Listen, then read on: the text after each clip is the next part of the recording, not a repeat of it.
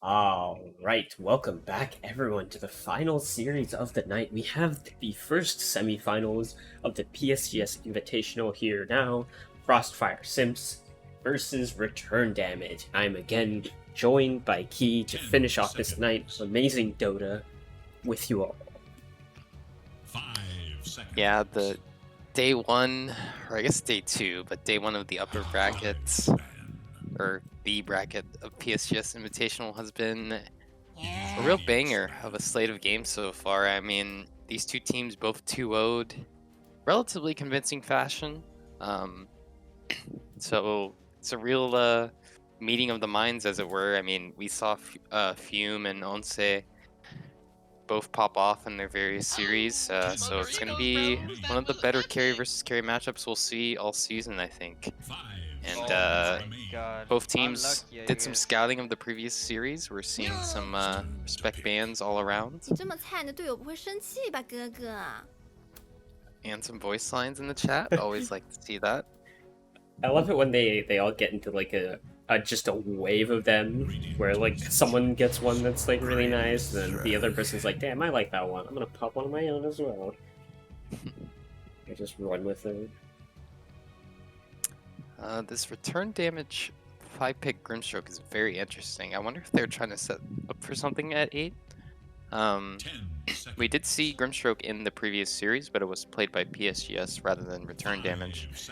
But perhaps they saw something. Not the most priority of support heroes right now. FrostFire going back to their tried and true. The Wii Hoodwink was played 2 times and led to 2 wins, so they know their formula for sure. Yeah, it's a pretty tried and tested thing going on. Let's see. Return damage is seed 4. I remember I found this information, but I just lost it. Okay, return damage is 4, Frostfire Simps is 1. So Yes. some quality teams, and then on the other side of the bracket, the other semifinals, which will be tomorrow, is Vapor and Bazinga Boys, who are 2 and 3 respectively. So all the 1 through 4 have made it to the semifinals, surprisingly so. Yeah, you know, for all the Rhino seeding bracket content, I mean, you know, top 4 is the top 4, so Yeah. you know, that's how it goes. Now, the tiny pick here is interesting. We saw Journey play Beastmaster and Alchemist in successive games. Both times, Frostfire Simps did first phase the Journey hero. Journey is their offlaner on Frostfire. It'll be interesting to see if this is a core tiny of some kind, or perhaps... I mean, we know Wii loves the Hoodwink, so this can't really be a pause for tiny if they're still going for that, but the Night Stalker here from return damage. I mean, this is a Herbie the Bird specialty, so 5 seconds. Very we true. shall see. I mean, the tiny could... I would assume it's probably like mid or safe lane. I don't really see it being pause 3. I don't know. Pause 3 tiny just hasn't like caught on. It's usually like 4, 2, or 1. But you know, we'll see. I'm sure Hume's got a tiny somewhere in the pocket there. It's not exactly too difficult to pull off for a player of their caliber. Yeah, Fume was fantastic in the earlier series. Played a amazing Weaver, just, you know, almost 1v9 the game, but really 5v5, but just, you know, star of the team, as it were. Zeus banned out here from Frostfire Simps, Jug and Razor banned out for return damage. This Grim Night Stalker, I mean, if this is a 3-4 combo, and there's no guarantee it is, because Grimstroke can flex, what would you think of that lane as a duo? I think it's kind of hype. It's pretty decent, I think, early on as well, because it does have some defensive capabilities as well. The Stroke of Fate is actually kind of good at stopping like average safe lanes from continuing on an assault. I mean, obviously there's really strong safe laners like ones that with a lot of slow that would probably get by. Like if you put like a Drow and a Marcy, it wouldn't really stop them. But I think the average safe lane wouldn't be able to do a whole lot in the first 5 minutes, and then the next 5 minutes, I think it's just a total massacre. So it's kind of a cool combo, which I would like to see maybe against the Tiny. I think it'll still work if this Tiny is pause 1. Yeah, it should be pretty good regardless, I think. Yeah, the Fatamoric respect ban at the deathless performance on the Invoker. A lot of deathless performances today, actually. I believe DNM had one, as well as RJ the Dog in the Bazinga series. So, you know, maybe the PSGS Invitational just inspires people to not die. Bringing up the best you in know. everyone. Yeah. And thanking the final ban for return damage.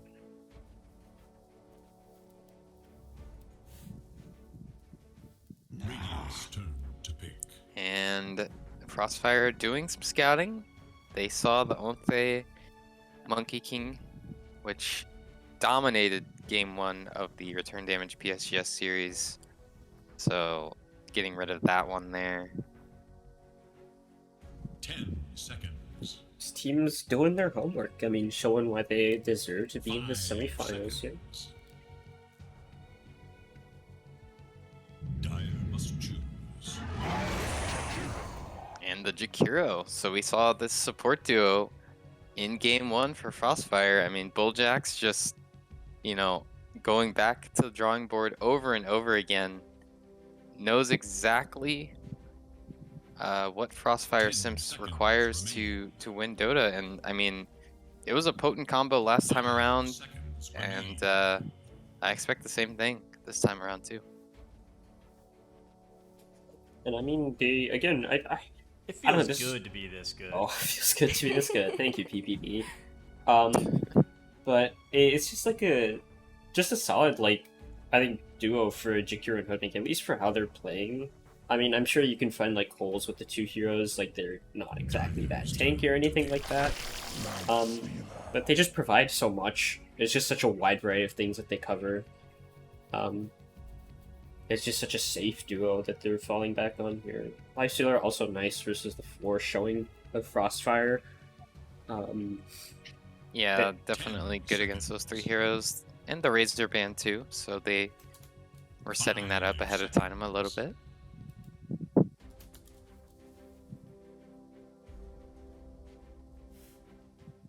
Yeah, there's no... I mean, they are obviously going to get a favorable lane for Journey on FrostFire into this Lifestealer, but return damage, they... I think they wanted to maybe, like, protect Fathomori's hero a little more.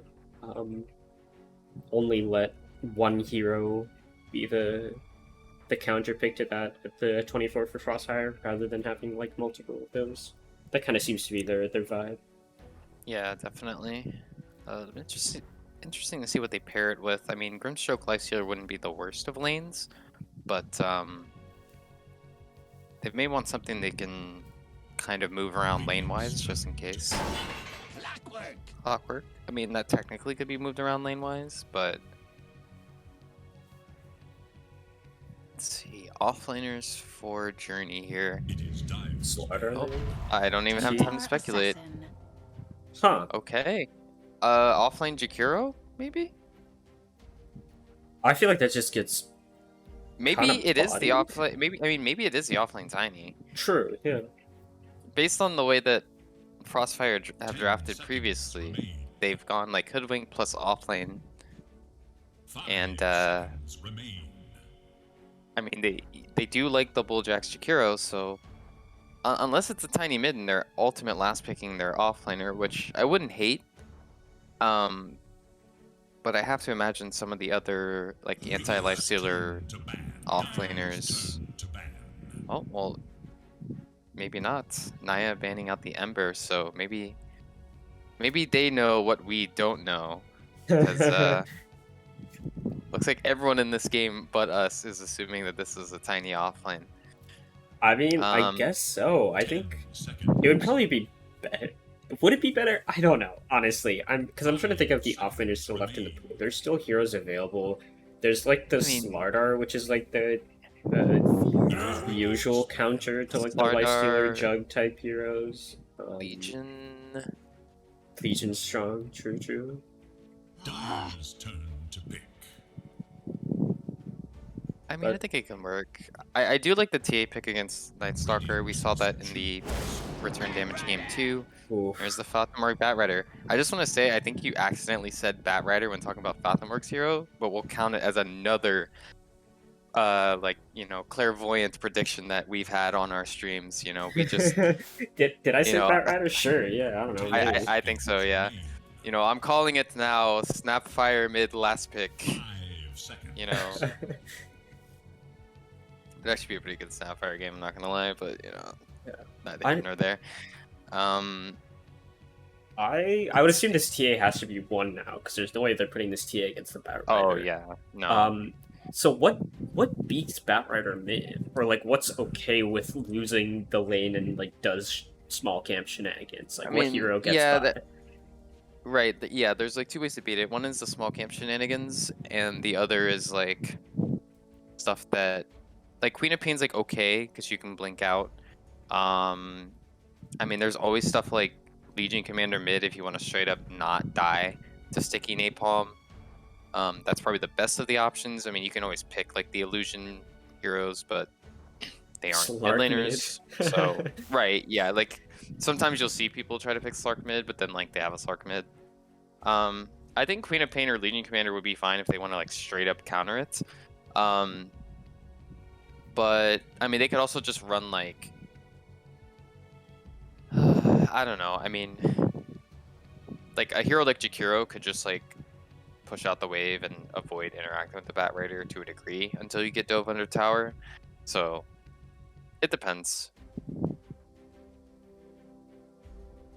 There are a lot of options, and it looks like FrostFire Simps are going through quite a few of them themselves. They've got the reserve time Yeah, to I mean, do it.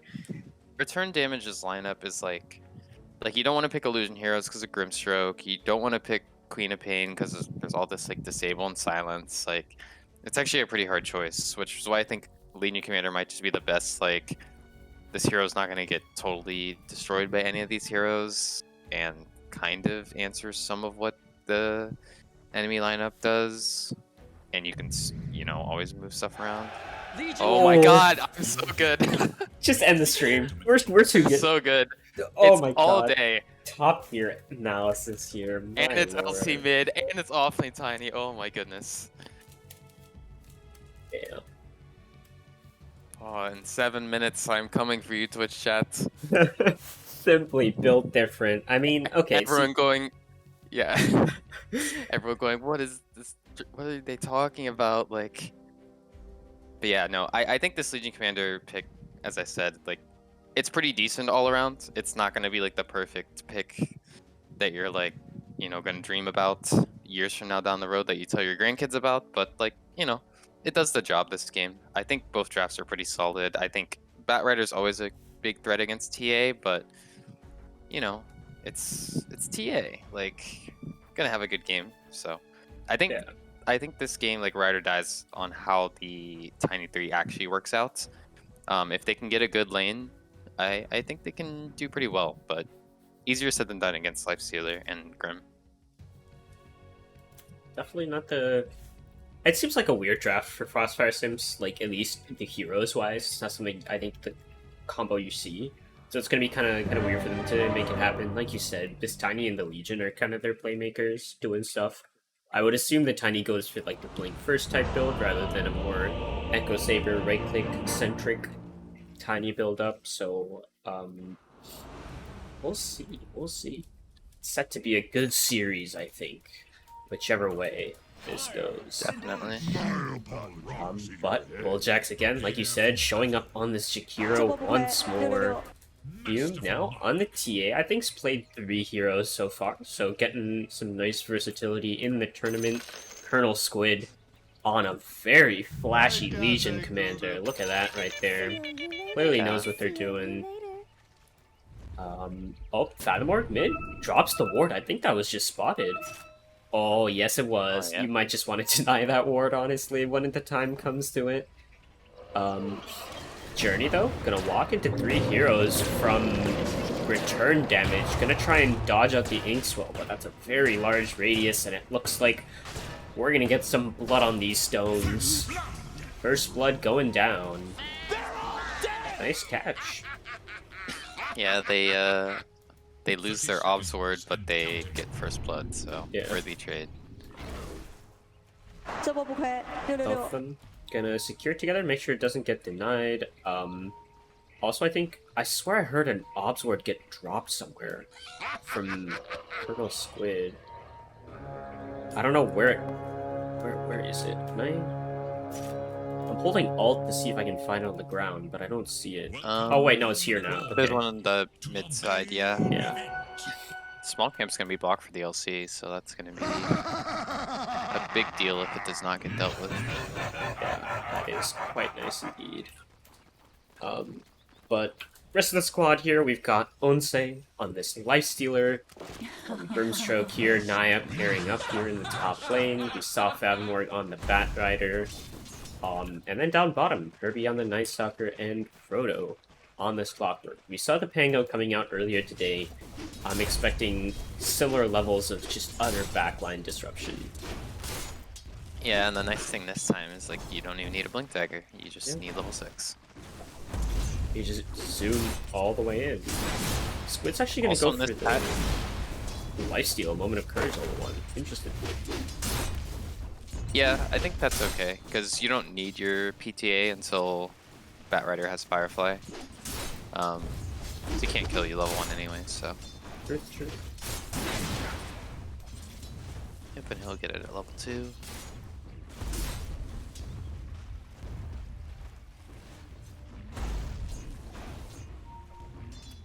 Doing a little around, holding the creep here. Has the full wand completed, nothing surprising against the Bat Rider lane. Up top, I mean, this tiny Lifesteal lane is probably like the one where we maybe have the least info on, but potentially one of the more important ones, seeing how this ends up, if the Tiny is able to get a good start. Is it time?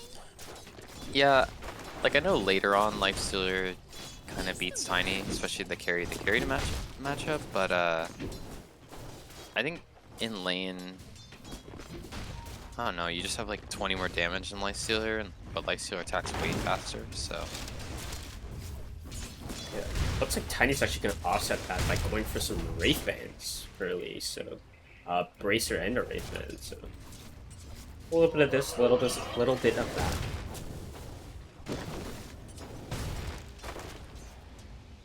You get nothing. Radiant's courier has been slain. Here's gonna die bottom.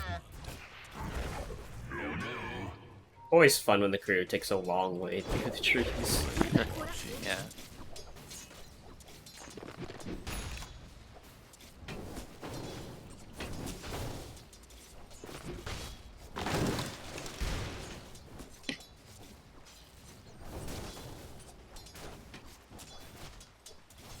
Colonel Squid sitting on 20 wand charges. That Already is nice and nice. mana stonks right there. Doesn't even need a bottom. Yeah, just buy a wand and you're good. Gonna immediately grab that rune as it pops out. And it looks like the other side, Naya's also gonna go for that bounty rune. So they're gonna claim both of these 3-minute bounties for their team. Gives them a nice less than 1k gold lead. Very important 3 minutes in.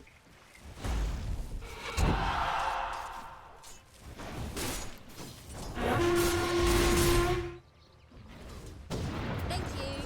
Interesting when Bojack's essentially gone for any kind of cold play. Frodo gonna eat a giant Mel Strike to the face. Has to be a little careful. Team actually did get a Blightstone, so lots of physical clicks possible here.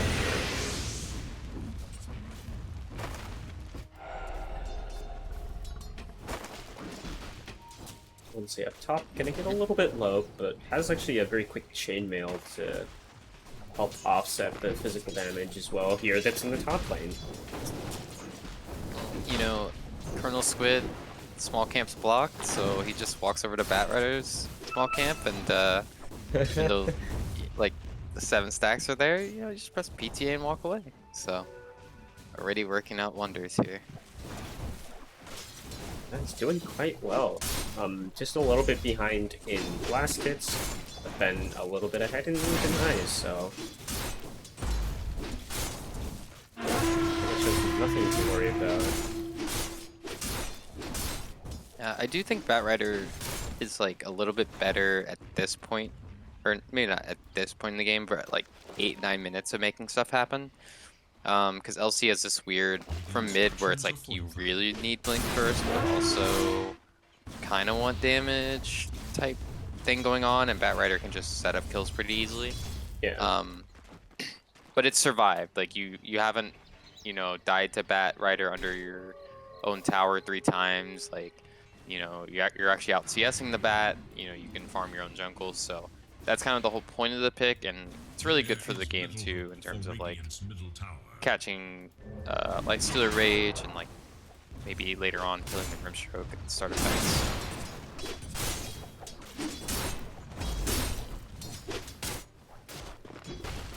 Oh, Godo down bottom, actually caught between Bulljacks and a three-way. Not exactly a rock and a hard place, but it does hurt quite a bit. That it does. That's kill number 2.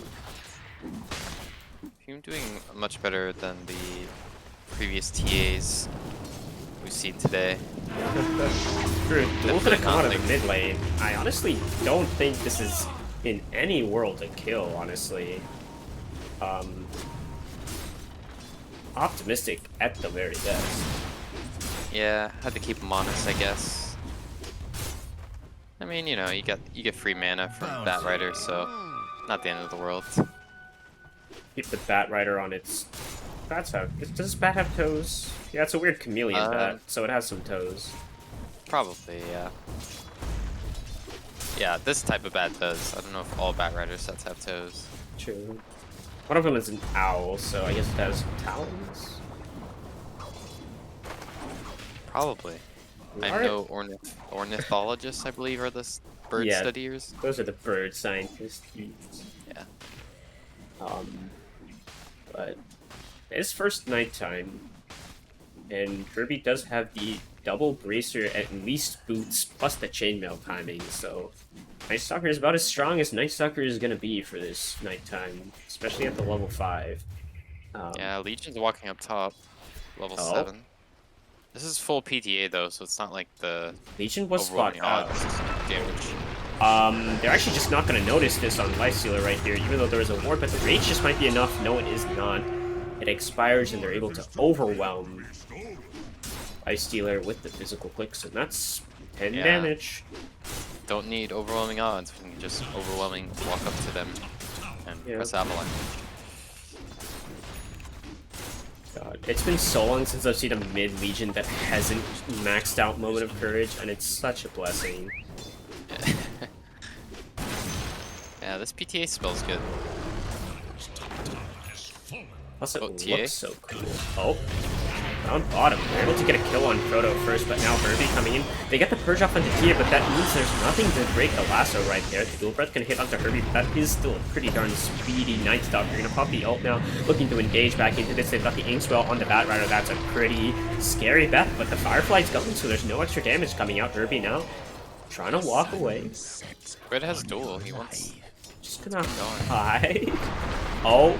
Maybe got a little distracted because there's potential duel potential there from Journey.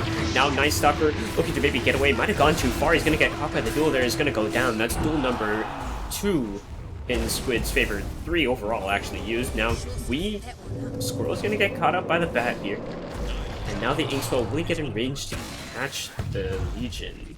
Looks like it's not going to happen. Sorry. Gets an Ava out, but that's 5 stacks on Journey. Yeah, FrostFire, you know, I really love the way that they take fights, because, like, even when their carry dies, they just like force the enemy team to rotate and like fight these 4v4s, and then you just see them elsewhere on the map. Like TA's farming stacks right now. Like Fume barely cares about the def. And it was almost like, Legion almost even saved. As you said, a little bit late on, or it's early on save from A last. little bit. Badlord. 30 damage, 9 minutes into the game. Yeah, that's pretty good. And it looks like Legion's gonna go for that Blade Mail first. Has the Windlace, has the Phase Boots. We'll get that. Herbie down bottom, getting bushwhacked. He's caught with the Ice Path as well. They're looking for Journey here. Herbie's gonna run him down. The extra speed from the Inkswell should be enough to catch this Tony, man. Unless, he almost showed on that low ground. The Avalanche? Oh, the ward! That's so unfortunate, but Herbie still does fall. The Bushwhack catch is going to go off onto Frodo, but that rider has shown up. Nice Ice Path to line it up right there. There is a lasso, but Squid is aware and waiting to use something, but the should be fine. They're able to make the distance away from the bad rider. Yeah, this Legion pick's looking so good. And getting a broom handle. The only better item would have been a tumbler for some reason.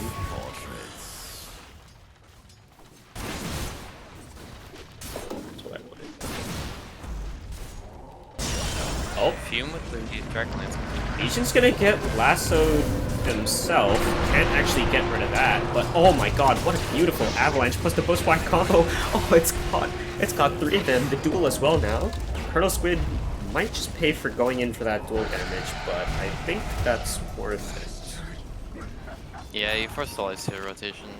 You're happy with that for sure. I can't take this, dude.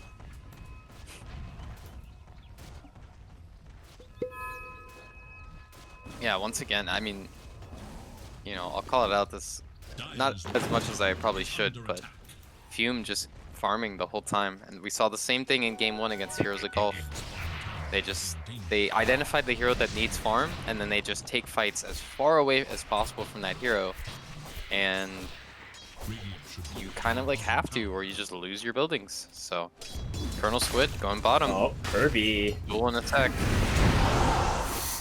Oh, he was considering using the ult there, and he's gonna pop it in time to break away from this Legion commander. Maybe get a kill on Bulljax right here, unless we can get a catch. Oh, what a beautiful catch with the bush, not the Bushback, the Ice Path, and the Sharpshooter as well. They're able to complete it, and we just TP's out. Fathom, no lasso to speak of, and now they're gonna get a toss back. The Inkswell is there though, so Fathom has to be a little bit careful. The Inkswell will pop out in time. Do they have anything else? They have Frodo coming in. The Cogs isn't actually going to catch onto Bulljax right here, but they do have a little bit of the Firefly left. Without coordinate duration, the Avalanche, though, enough stun for them to break away. Yeah, no hook there for Clockwork. It's a nice find there. I mean, Bulljax with the Ice Pass has just been on point all day. I like the way that FrostFire are fighting too. Like, they don't have like Blink Dagger on Tiny or LC, but like they're still just taking fights really, really well. Like they're just executing the fights well without those big items. And a solo, smoke. not a solo smoke.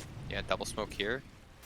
Oh, they just placed this op. They're gonna feel relatively safe. Oh, no, never mind.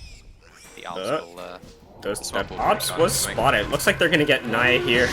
Squid's gonna be like, you deal with that little thing yourself. I'm gonna get a duel. Oh my god, that hit.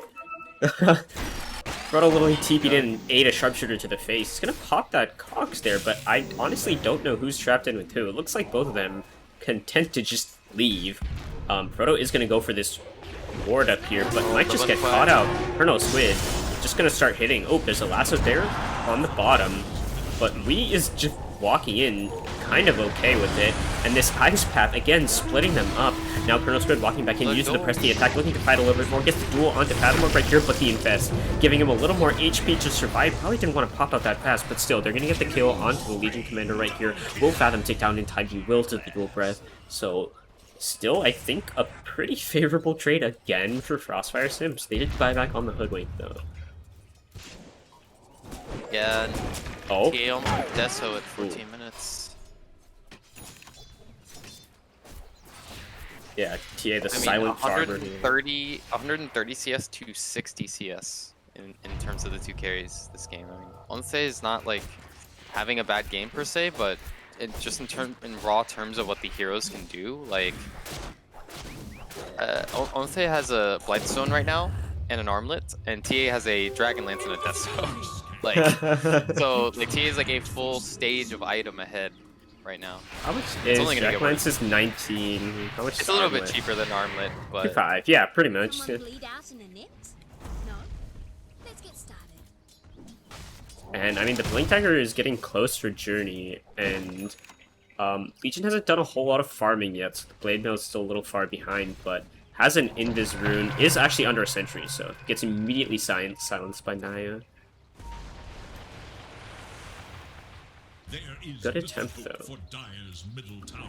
Dire have fortified their structures against attacks, scanning for enemies. no, grab Dire's the middle tower is down under in attack. there.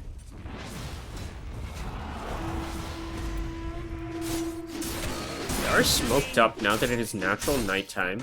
They see the rocket just appear out of nowhere, so they understand that there is a smoke here. Bullet's actually going to be the one to face check it and break the smoke right here. Now Herbie's going to pop the ult, the Dark Ascension, but a huge bushwhack from Wii. Going to keep Bulljax alive for just a little bit longer, but now Fathomorg going to look for someone. So Duel's going to come out. They're going to have to break with the Sharpshooter. Excellently threads the needle and hits the Night Stalker right on point there. They're going to get the lasso pull away, but is it enough? They're not actually going to get the Inkswell stun onto Colonel Squid, and there's going to be a PPA coming up just soon, and they're able to stun up Fathomorg and take him out, and now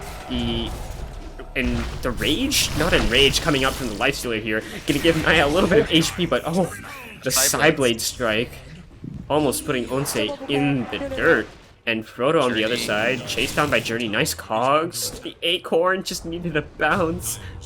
He's gonna get the final tree strike. And that's 4 heroes dropping. Yeah, just a excellent fight there from FrostFire. Even the TA getting involved. I mean, almost blink on TA now, so it felt like just a minute ago we were talking about the Deso being complete, because that's true. It was just a minute ago. So this is how fast this hero fights. Protect knows there's a ward up there. He's trying to get to it. Okay, there we go. Finally gets taken down. Oh, Arcane Rune, they want to give it to their Legion. Oh, the Legion's like TP got the- cancelled. I do like the evasion talent being picked up by TA this game. I mean, a lot of physical damage in terms of the Night Stalker and the Light Stealer, and none of those heroes are going to buy MKB anytime soon, so... Yeah. I feel like you could get like a Butterfly after... I don't know if Butterfly's good right now. I mean, it got buffed the last patch. Feels like it's still not great, but... I feel like you could like triple down, just get a Butterfly, and like... Maybe it doesn't matter actually, because you're against Bat Riders games, so you're going to die anyway, but... Maybe a Butterfly and a Halberd as well. Yeah, it's the Halberd for Life Stealer. Yeah. Honestly, I'm kind of surprised that Lifestealer isn't building a Halberd at all. This seems like a potentially pretty strong Halberd game, going for the AC instead, decided not to commit for that Desolator. Yeah, I mean, it's a good AC game. Kirby's down here. There is Frodo behind. There's TP in. Oh, the Blade Mail. Good wing. This is the kill combo with the power of the Sharpshooter. Boom, Sharpshooter! Oh, the cogs! Just in time to prevent the dual damage from coming out, but they will still get the kill. People say I talk too much. Yeah, Dire should and the look break from the to nighttime. Fume is hitting top tower, though Onte and Naya are up here. Journey gonna try to scout them out. Looks like they do see it just based on those pings. Where have I seen this one before? Macro, everything Macro dropped fire. here. DD and Legion. Oh my god, the Oh, Bushwhack no, catch Bushwhack. again. Please, give them a break. Double lasso, they're looking for it. They want it. They're gonna get it. They're gonna catch both of them. Can they get the follow-up stun with the Inkswell, though? That's gonna be key to keeping them alive. They don't actually get it in time, but now Colonel Squid, turning, has the Blade Mail available, has the duel in a few seconds, but silence up from Herbie, plus the Dark Ascension there. Too much damage for this Legion to deal with. Top tower, though, is gonna fall. Meantime, they're able to get something out of the map here for FrostFire Simps. Yeah, that's definitely a really good catch for return damage. I mean, you see the power of the Grimstroke Bat Rider combo, but you know, FrostFire I think in general, what I've noticed about Squid casting them today, like Is now active.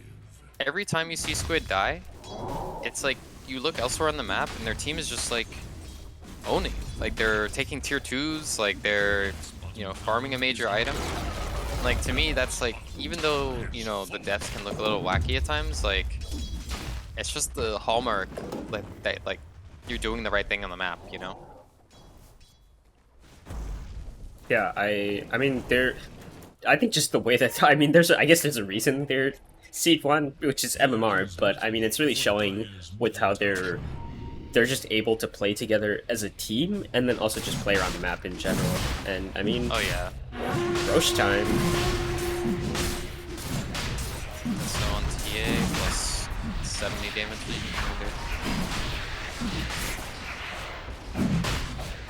Yeah, I mean it shows. I mean I think Bulljax and Naya are both fantastic captains, but you know it really shows when you have like an experience like tournament dominating like, you know, League of Legends legend in terms of Bulljax. Like you can tell the way this team plays.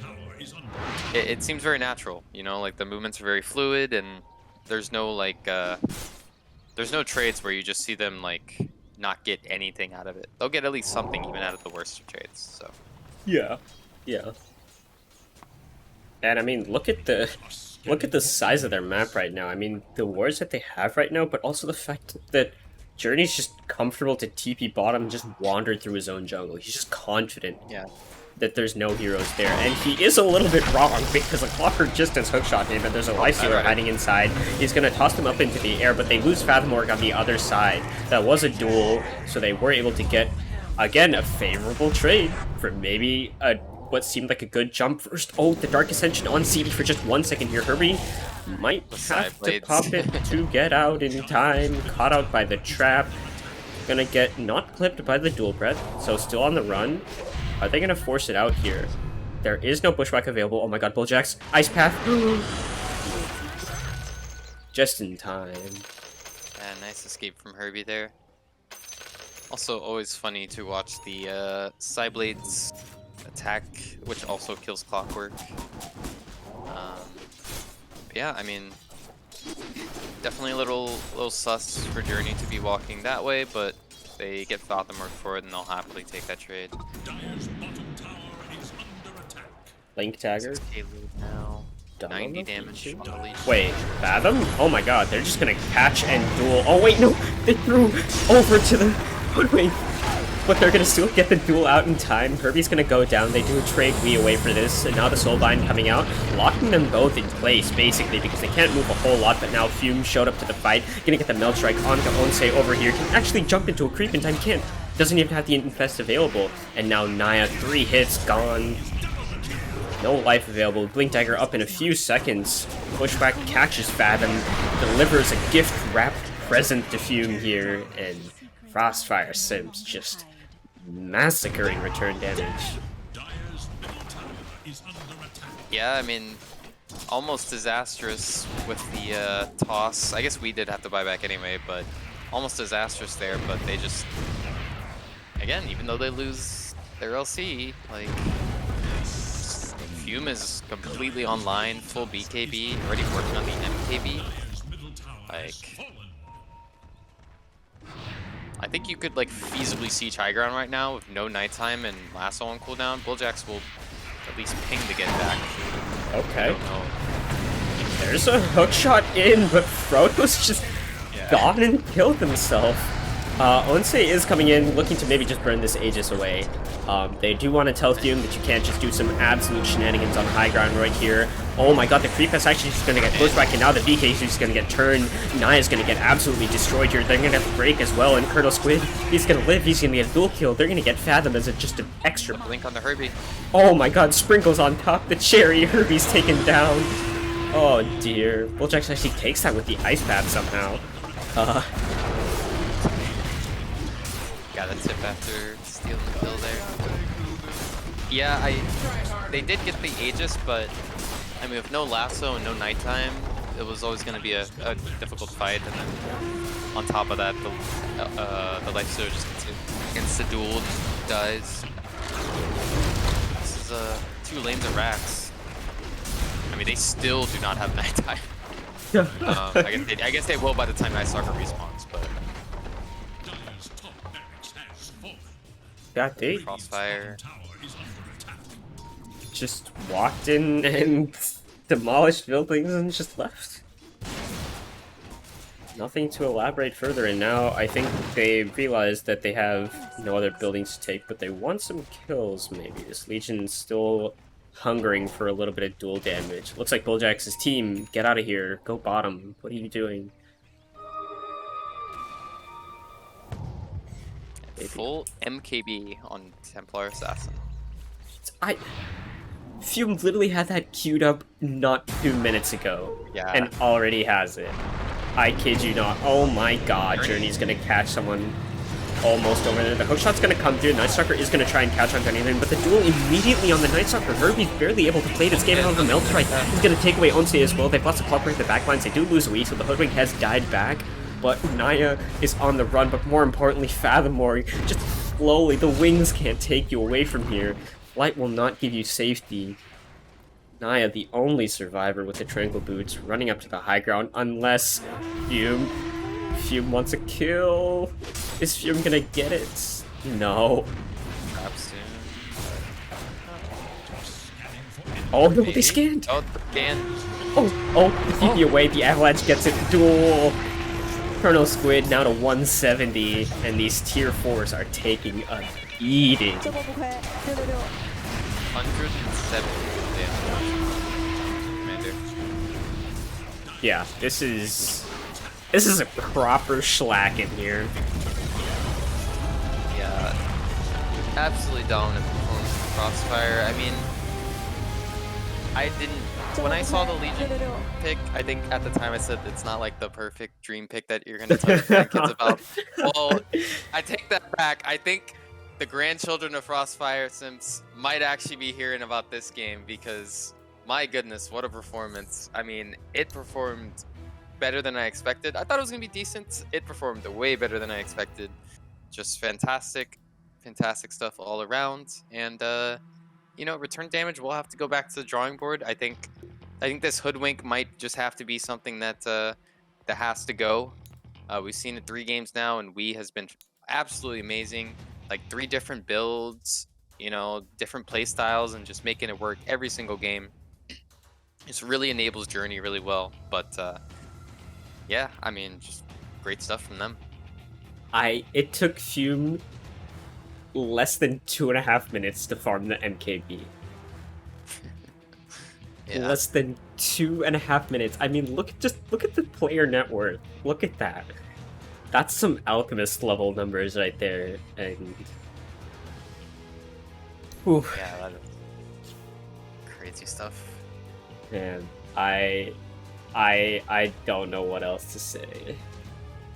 I don't know. So I'm not gonna say anything. I'm just gonna throw it to a break. And hope we get maybe 3 games out of this semifinals, but return damage, they gotta go back to the drawing board, figure some stuff out, and show up maybe with some better heroes, maybe a more cohesive play around the map. I don't know. FrostFire Simps looking real strong here.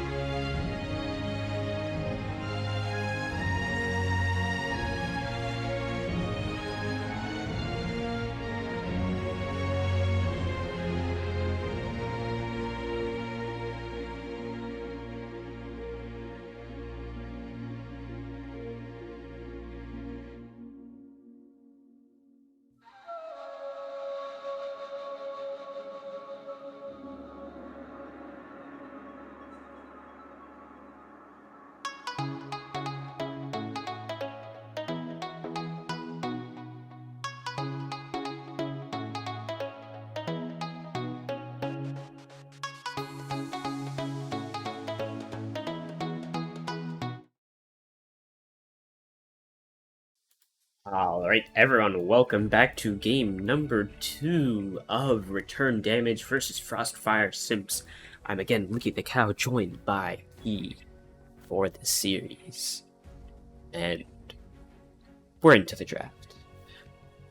10 seconds Yeah, remain. we'll see if we still gets the hoodwink or they go a different route. I mean, Radiant's turn it's to definitely looked battle. very, very strong. The Herbie Timber going to be banned out.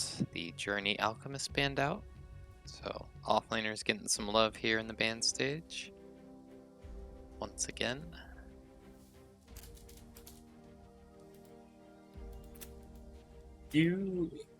I guess, is there... Because they've chosen not to ban it the first time around. I mean, it currently has a 100% win rate for them, obviously, because they have yet to lose. But what did they ban game 1? Those. Oh, they do ban it. Okay, never mind. My Yeah. question that I was about to pose is just utterly useless. That's fine. I think they banned Dawnbreaker, I want to say. So maybe Frostfire take it at 5. Ooh, true. That is what they banned. Yes. Radiant's turn to pick. They go for the Mercy. So then maybe Return gets the Dawn here if they want it. Okay, they go for the Zeus. A different global hero, but Yeah, Frodo, pretty good Zeus player, and obviously great mid flex. Marcy's definitely a hero that can go find the Zeus pretty easy, but you do have to 5 seconds. you do have to like be not concerned, I guess, but more so you just have to kind of take a step back and go, okay, Wee's playing a different type of hero. Like the way Marcy finds fights is way different from the way that Must choose. Hoodwink finds fights, and thus how are they gonna react accordingly? We have the father-son duo here, the Zeus Mars. I mean, I was talking about grandchildren last game, you know. Well, this is the classic lore combo here. I mean, all we need 10 left is a Dusa. 5 seconds. But, wait, is Dusa related to these two? Dusa's, I mean, no, but just Oh, in the okay. Greek mythology sense. Okay, valid. Yeah. So to be a juggernaut though, I think Mars players and Jug players have different opinions on how this matchup's supposed to go. But Jug Marcy itself is a really good combo. And I do like Jug against Zeus as well. I mean, you know, spin does dodge damage, but I don't know. Radiant's turn to ban. It's not like the perfect 8 pick, but Fume has been great all tournament long so far, so Yeah, on much more difficult heroes, and I think in potentially more difficult drafts, and I think this Jug hero is just so incredibly easy to execute. We were talking about the stats about it early on, but there's some absurd win rates in all brackets, except I think High Immortal or something like that. 5 seconds. yeah, I think once you get to like High Immortal and then like the DPC, it has a bad win rate, but even like, you know, 6k, 7k, like it still has a pretty absurd win rate, so. But the Mercy hero just basically kind of wins any lane for any safe laner. And I think that's definitely the tipping point. I'd say, like, in a vacuum, Mars Jug, right? It depends on, like, the skill of the player. I personally am kind of, like, okay with it, but with the Marcy in the mix, it just makes it so much harder to deal with. It just changes, like, where you're allowed to play in the lane, what you have to, like, save your abilities for to keep this stupid hero off of you from, like, chucking you back. And if this is the Zeus Mars lane, then even the Zeus has to be careful. Dyer's turn. Heavenly Jump is like a defensive capability for this hero, but with the extra like speed from rebound, it's still not enough to get away. Yeah, definitely. Like, there are tools that Mars and Zeus have with Spear and Heavenly Jump, and I guess Bulwark to an extent. But you know, after a certain point, those spells can only do so much, and then you just get spun down. Of course, this could still be like a Wii pause 4 Marcy, and we could see a different support paired with the Jug. True. But hard to say.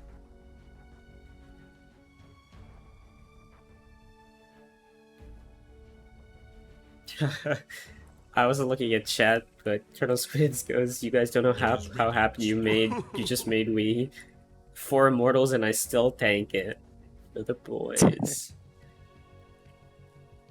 That's when you know you're playing good on Hoodwink. I actually don't know what Wee's rank is. Let me. I think Wee's Ancient, I believe. Ancient too, yeah. Yeah, Wee's just the gamer. I mean, you know, us Ancient 2s, you know, we know a little something about playing in the big leagues, you know. Yeah. So, Hume is Immortal 1000, Viltex 1400, Journey's 500, Colonel Squid's 400. Okay. So, you know, they just got a little bit of MMR between the 4 of them. Just a smidge. Yeah. Radiant's turn to pick. Well, the Puck and Faceless Void bands and the Skywrath, all 3 heroes, pretty good against Juggernaut and Void Spirit, Beastmaster, and Abaddon 10 seconds are the return remain. damage bands. The Abaddon, a little interesting. 5 I seconds do like the remain. hero, and you know, it's always fairly solid, but See you later. I'd be interested to see like where they thought the Abaddon was gonna go. Player's turn to pick. Guess perhaps a question for a different time. Oh, okay. I guess that's just to protect the Bane then, more than anything else. It's one of the better, or it's one of the sources of strong dispel in the game, so 10 they'll have to have a seconds. different way to deal with the Bane. 5 seconds. So a couple of options. Rubik's always like okay. Snapfire is okay-ish. Tiny again, so could potentially be the 3-4 lane. We could see Snapfire's pause 5, perhaps some lane swapping going on, but 10 seconds remain. I like these 2 picks. Gives them a little bit more in terms of options. You have like the double, like the toss plus the Snapfire axe combo, like super late. And you just launch people like ultra far. And Snapfire is also always an option as a mid. So like if you get a Blink Dagger and Shard, you can definitely find the Bane and the Zeus. And I think FrostFire have like a good way of taking fights as long as they can find those 2 heroes. And if they can't, they're gonna have a really rough time of it. So Yeah. I mean, return damage banned out this Ava specifically to like enable this Bane, but I think this Snapfire Tiny does a pretty darn good job answering this here. I mean, Tiny's anyway going to be like roving around the map looking for these squishy supports, and I forgot which DPC team did it, but they picked Snapfire into Bane, and I think every time like a spell went out, the Mortimer's Kisses just rained down on this Bane and made it impossible for him to just stand there 10 seconds. and use grip. So yeah, that's a really good point too. Like the counter initiation. We'll also do that. Now, a sniper pick here from return damage. This is an 18 pick sniper, so we'll see it protected a little bit more. Given Fathomworks' history, I do think there's probably a decent chance this is a mid sniper. yeah, Which I actually like Snapfire mid into. Snapfire is just one of those laners. Like Snapfire is one of the few laners because of her animation and like her damage that actually like deals with sniper and lane pretty well. Like Cookie is always like a kind of annoying threat for sniper, and he has no way of escaping Mortimers. So at 6, like you do kill the sniper without really needing to put yourself in danger. They ban out the Legion. They don't want to see Colonel Squid on that hero. FrostFire ban out the OD. side question here. Were these like little gray like pedestal circles always under heroes in drafts, or am I just like imagining things and only saw it now? I have not seen that before. It's also weird because it looks like Bane doesn't have one, so it's only heroes with feet. Yeah, And I also kind of only see it on Radiant's side. it's so odd. I swear I've never seen this before, but it has to have existed, I'm sure. But Yeah, no, I don't recall seeing it either. That is really weird. anyway. No, I'll never unsee it. FrostFire Simps thinking a little bit for this last ban here. They banned out the OD, so I don't know if they It is Radiant's are aware of this Fathom Sniper possibility, which I think they should be aware of. I feel like it's one of the more played heroes. For Fathom, yeah, 225 matches, so... Yeah, the Necrophos also banned. 10 seconds. I feel like, I don't know, 5 seconds. I mean, obviously they'll have to... I feel like this last hero should at least be something that allows them to choose between like Tiny and Snap Core. Even if it's just like straight up an offlaner or something, and then you just... Dyer's turn. I feel like Snapfire mid's still good here. Like...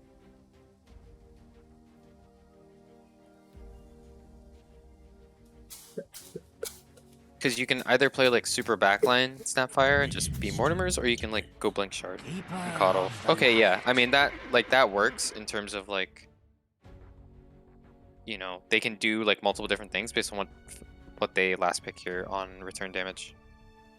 So I like that Coddle pick. I don't think it's the best Coddle game, but you know, I said this last time. Like I don't think it's the best Legion game.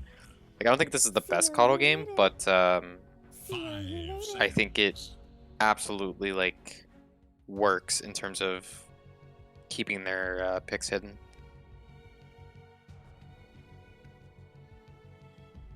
Like you could probably Coddle mid against Sniper. You could also Snapfire mid and like Coddle 4. You could Coddle off lane probably. I know Zai was doing that a bit. Like if it's Sniper safe lane, you just, you know, throw the Coddle there. Yeah, the Sniper doesn't have a whole lot of mobility to get out of the blasts and kind of shove the weight of Under's tower. Make it hard to exist.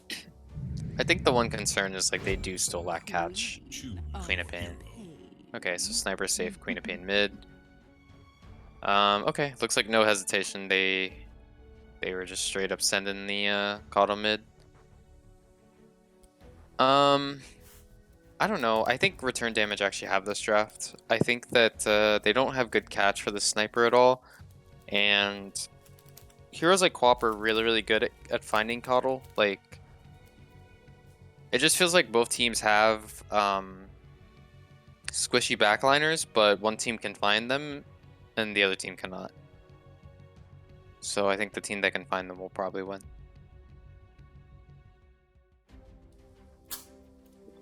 I've been choking on water for like a minute, but that's fine. Oof, okay.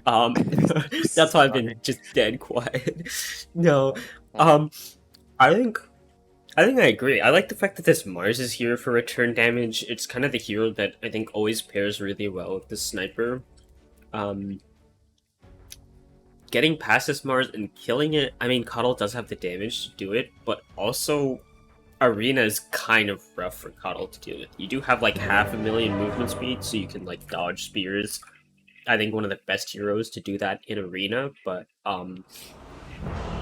you're still caught inside the Arena where the Sniper can kind of just A-click you for free. So it's really up to this Tiny, I think, and potentially the two supports to be the one catching out There's a lot of heroes to catch out, though. I see your point. Yeah, Sniper, Zeus, Bane, and like, and Quap is super elusive. So like, if you don't use your disables on her, then she's gonna do whatever she wants. And also, like, Mars is gonna have Refresher BKB at some point. And, like, Coddle hates playing into BKB. Sniper's gonna have BKB. Quap buys early BKB. So it's like all these things.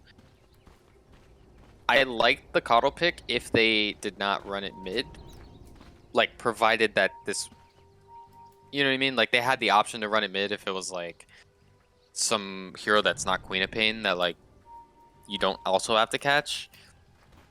but the moment like they insta-locked it, I don't know. I think return damage have the better draft. Oh, they're gonna get spotted out here. Herbie's gonna get a huge 3-man review. They're gonna toss Frodo to the low ground over here. He's gonna take the Scatter Blast to the face. Who's gonna go down? Are they gonna lose Marcy, or are they gonna lose the God of Thunder and Lightning? They're gonna take out the Zeus first, and then trade away. Yeah, first blood goes to Journey. This can't be good. Yeah. He told them he was going bottom, and they still weren't exactly prepared for it. The battle begins. Well, couple wards, or a couple runes, excuse me. Actually, 3 runes gonna go the way of FrostFire, so. First blood and an extra rune. Pretty good stuff. And looks like we have some lane swap action here from return damage. Perhaps taking a page out of the Heroes of Golf book. Apparently, the go-to strategy against FrostFire today is to lane swap your offlaner into the safe lane. It worked really well in game 1 for a time for Heroes of Golf, so I definitely think it could here. Yeah, doesn't seem like they wanted to play against this lane, so... Yeah, I think Sniper against Jug Marcy, I mean, you'll die if you get gone on, but you're much less likely to get gone on than the Mars, so...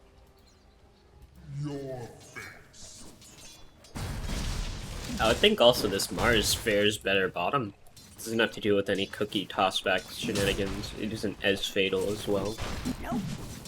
Yeah, and if they can get Herbie, like if Herbie can just like safely farm, like, you know, get a faster arena than Mars would against Jug normally, like, I think it's worth it.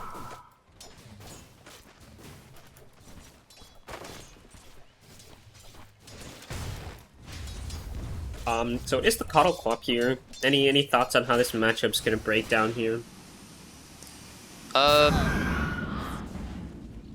Until a certain point, I mean, it's gonna be the wave's just gonna push into like back and forth basically. Fatamorg actually has 2 points of Q right now.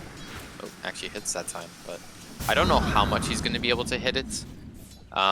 Just due to the range that Coddle naturally has, like, or not like the attack range, but like the positioning range that Coddle has. We'll see. I mean, the small camp's not blocked for Coddle, so it should just be like a free typical Coddle mid lane. Sniper got disposed under the tower, but gonna take out the Marcy before falling there on Monte. I just instinctively went to the bottom lane, but it was the top lane. Yeah, I got juked by the lane swap. And you know, it's working for someone when people do it against FrostFire. It remains to be seen if it'll work against them. I mean, Fuma's got to be like so confused. You know, you sign up for this tournament, you're like, all right, get to play against all these offlaners, and then you just play against the enemy carry. 3 out of 4 games so far, like. Yeah, I mean, I guess I did hype up like the carry versus carry matchup. I just didn't expect it to literally be carry versus carry. Maybe not this early, you know? Yeah.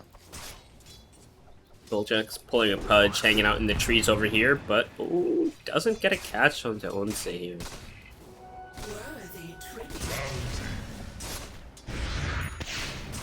I mean, wow. Gets a nice brain swap, but oh, they've got the double point in spin. It's finally going to hit onto Onse over here. Also, the rebound backwards. The healing ward's going to come down in time, but they're able to get it. Fume under the shrapnel, though. A final hit to get the kill. Naya's going to get a return kill, though. On a killing spree for Naya. Jeez. Yeah, it almost looked like they were a little bit late on the rebound there. Yeah. Perhaps could have gotten the sniper a little bit earlier, but it also like went the other way, which is so odd. It went onto the Bane rather than the sniper to get that little extra damage. Yeah, I mean, I think as long as you get the move speed, you're okay with it, but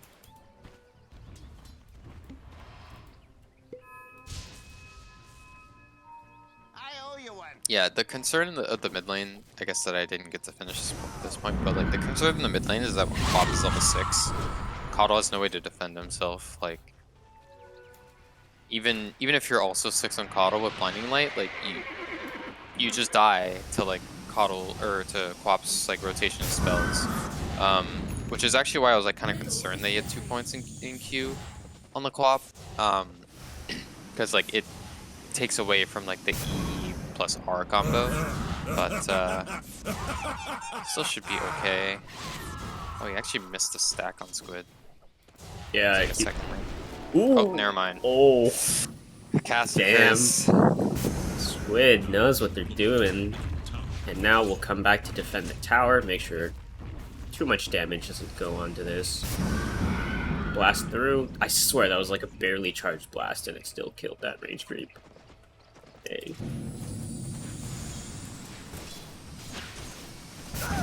Yeah, Squid's doing pretty darn good. Almost 40 blast hits right here. 39. We'll get the 40th one. Fathomore will steal that away.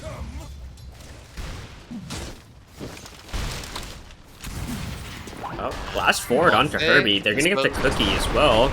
Oh, Onsi up top as well. Gonna get caught out with that dispose spin. So both core is dying across the map here. Yeah, they're definitely utilizing this Jug Marcy combo to its fullest power. Yeah, really, really strong. Fathomore pops the haste. Any thoughts on rotation? Not entirely certain. I think it might have been a mistake, yeah. Oh, the bottle wasn't in the inventory, that's why. Oh my god, the lift jump forward. That was so close. But they're gonna get the pullback on the Bane though instead, so Naya gonna lose out this killing spree. Potentially? No, the Brain Sap, actually tons of healing coming back for Naya here. They're gonna get the healing ward as well, so. TP on Fathomore. Oh, but just gonna go back. Yeah, I thought that Fathomore should have just gone top instantly with the haste, even if you like pop it on accident. I know the Jug has died once, but like you definitely wanna get a kill with your ult. And it doesn't look like they're gonna be able to kill the Coddle, because like at this point it's kind of like it's not too late, but I think the side lanes are starting to lose. Yeah, like I think the side lanes are starting to lose now, so you like really want to help those out. And like even there's not even an obs right now because of the D ward, so like it's even harder to find the Coddle. I mean, the bots is done for Colonel Squid, so the movement speed is just off the charts. They're gonna get a toss-up onto Herbie right here. Level 5 available on the Mars, so there is a spear coming out. It's gonna pin the Tiny back, not exactly under the tower though. And we looking for someone. Kind of just wandering around, a little back and forth. The cookie goes on to Frodo right here. The Ava's available in 1 second. Toss up into the air. God no more as Frodo goes down. And there's a TP from Fathomore now. Oh, this could be the rotation. They don't see it yet. But Journey is now all alone down here. Oh my god, the toss up into the air. The TP, what are you gonna do? You have no cancel. Deuce getting time? No. Oh, this is disastrous. So not only do they lose the Mars, they've TP'd their Quap bottom, so their hero with this big ult is now on the complete other side of the map from anywhere that like gets kills. And you see FrostFire are like pressuring mid-in still, so there's more casual tower damage. Sniper's already retreated the triangle. And Jug is still just chilling top. So like that whole sequence of events, like the last 2 TPs from Fathomore have been like disastrous because not only do you not get kills, but you're like far away from where you were, which was at least getting you farm. Yeah, it's kind of how like the snowballs continue. Not looking Naya. Oh, Fathom up top. Naya's gonna go down. The ult, actually, I think, does it hit onto Bulljax? I'm not entirely sure. Down bottom, Wee's gonna go down. Fume's just gonna try and TP away in time. Onse, the ult not in time there.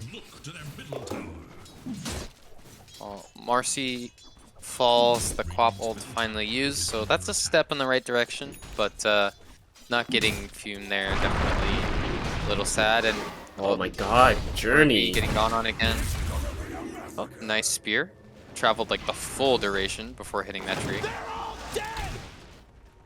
And Naya here as well. Oh, the grip is gonna come out. That might be a good start to get a kill right here. Herbie's gonna need a spear back onto a tree.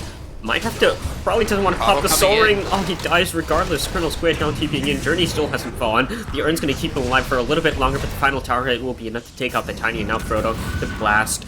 Colonel Squid able to get a nice kill here. First one. Has the Urn going for the vessel. Yeah,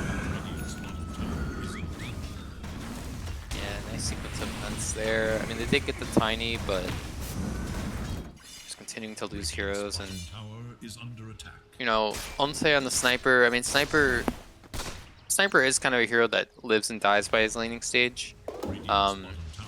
It's kind of built into the hero that you're supposed to, like, essentially dominate your lane, like, you know, get off to a great start and kind of shield yourself on the map by, like, pushing out waves and, like, and instead, like, Sniper kind of has to hide in the triangle this game because you can't really push Jug out of lane. Like, Jug is still just farming up here, rotating between lane and jungle, and, like, you can't go anywhere else. You can't go to the Tiny lane, you can't go to the Coddle lane, so it's really hurting Return Damage's ability to play the map. Yeah. They have smoked up now. Two supports looking for someone, but the scan does come out in time. There's also... Oh wait, that's their own ward that they've placed down. This tower taking some good damage. Utilizing that siege creep. Nice rotation by Journey and the supports as well. Fathom. And they actually find... Oh, the cookie stun. Does have the raindrops available. Nice Nightmare as well, breaking up that combo. And now Journey's looking forward, still has an Arcane Rune, so... Squid is in the area. Has an Avo available, gonna catch onto Frodo, maybe a toss back onto Wii, not even needed. Oh, Naya just got removed from the game. And now it looks like Frodo's gonna be the next one. Bulljack going in, he's gonna give them a little present here. Now the Border Kiss is raiding down onto Vada. Onse looks to be the next one on the menu. The Avalanche gonna stop him in his tracks. Caught by the blast from the Coddle as well. Ooh. This Coddle has almost 7,000 net worth.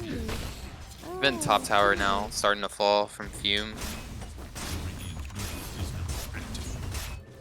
Mars, no blink in sight. There's a double damage bottom.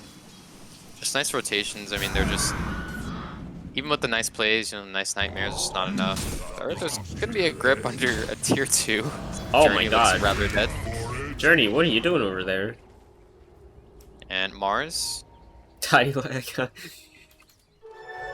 you should. Oh? I thought he was gonna maybe look for the arena play on the Squid, but it looks like Squid got the kill instead.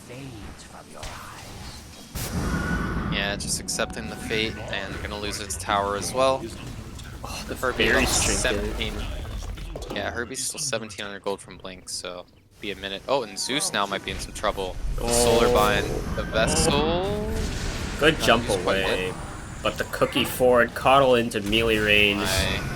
Boom. Yeah, making the Snap Coddle duo looking like, you know, like the duo of Dota heroes here, with the cookie plus Illuminate combo. Yeah, Coddle Not working on sure the Orchid now, by the way. they do. Oh, got the Claymore on the Coddle. Yeah. Not something you see every day. Tower is in danger. I mean, I guess it's the best item of the three components that Coddle uses, because you don't need the mana regen, and I guess you'd rather have the damage than the attack speed. Yeah. Oh, these towers are just being defended as well. Middle tower is under It's impossible for them to siege one of these towers effectively. It's just not happening. And meanwhile, There's smoke up too. Like I like this, even the smoke from FrostFire. Like even though they don't find anything, like they're just never giving return damage a chance. I think they might find something. Onse's about to get walked at right here. Immediately, nice Nightmare from Naya to keep Onse alive for a little bit longer, but tossed into the waiting arms of Fume here. The spin's gonna get used. Gonna clean up a hero quite easily. Herbie, oh my god, the Omni's just gonna get used. This Mars, the board just does not do enough. On the backlines, it looks like they've managed to take away Wii. Fathomore goes in and it's dead. Not sure how that happened, but is gonna go down. Naya as well, the blast is off the mark, but the spin is not. Hard to miss the spin indeed. Batmore types up, they're all dead. And, oh, I thought Journey was chasing the Zeus down. It looks like he kind of was. Yeah, for a moment there. Yeah, I mean, that smoke, like, they swept the bottom area, didn't find anyone, and just, like, kept going. Just connected to the rest of their team and actually found, like, the best hero to find in Sniper. What? And Wait. speaking of finding the Sniper. Oh my god. Yeah, that's like a 1300 health hero interacting with the Coddle, so I guess it's just... Stuff happens real fast when that happens.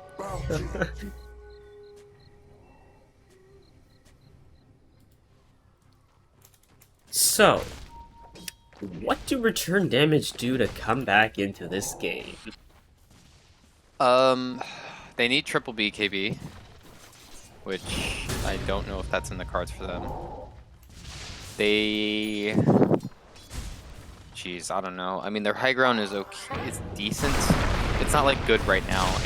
It's good based on, like, the heroes in their draft, but they can't defend high ground at the moment. Yeah, they need triple BKB. And none of their cores are, like, anywhere close. I mean, like, they're gonna get Blink on Mars. Like, you need Blink on Mars for sure, because you have to catch Coddle. And, like, you need enough damage on Queen of Pain to kill the Coddle, but... Oh, they're looking to make this play here. Herbie's walking in with the arena, but they got the Orchid immediately onto the pop right here. The blast away! Oh, Herbie's not even able to get close to get the arena off. Now he's going to get disposed into the waiting hands of a couple heroes over here. The stun coming through the blast. He's executed in his own arena. And now the toss back. Naya, another kill coming through Fathom. Do they have the stun? They don't. But now they'll turn back for the Bane. The consolation prize here. The blast going to come through. Oh... Game is hard. Yeah, an immediate smoke after getting those kills. Just keeping the pressure up. Yeah, with the tempo that FrostFire are playing at, like, it's gonna be impossible for return damage to get their BKBs in time. I think, like, they're gonna have to make a mistake. Right, a lot of shenanigans there. The de-warding mission is a success. I mean, you know, when you have 3 ally repositioning heroes, that's what it looks like, I guess. Otsu's kind of on the wrong side of the tower, I think. And I think Journey wants him as well. Oh, nice Nightmare coming through, but the Mortar Pieces are still going down. And they're actually going to dispose back a hero. The Grip, you may have just gone a little too far in. There's no cancel for it. And now Journey got cookied far in, has to accept his fate. Gotta get taken out. Excellent grip from Naya there. Weak third hero. 4th hero, Bulljacks eliminated there. And that is how return damage come back in the game. Only the Coddle alive, they might be able to just grab a tower off of this. They still have arena, so this is definitely their tower if they want it. There is little hope for Dire's middle tower. Cardinal Squid's actually just not messing around, going for the BKB next. He knows that that's like the only thing that would result in the death of this Light Horse, so... Yeah, not having a BKB and dying is how you throw this game. Oh, Jug's gonna TP back in, but... does have to be a little bit careful. Yeah. They probably need a Nightmare setup to kill this Jug. Blink is coming soon for Herbie. With that wave. Tried to spear him to the little corner wall, but it's the smoke from FrostFire, but Fathom will break. Oh, that was Bulljax's Aether Lens actually, so 2 minutes without that. And Wee's Courier. Oh, another one maybe? Oh no, that's Fathom's own Courier.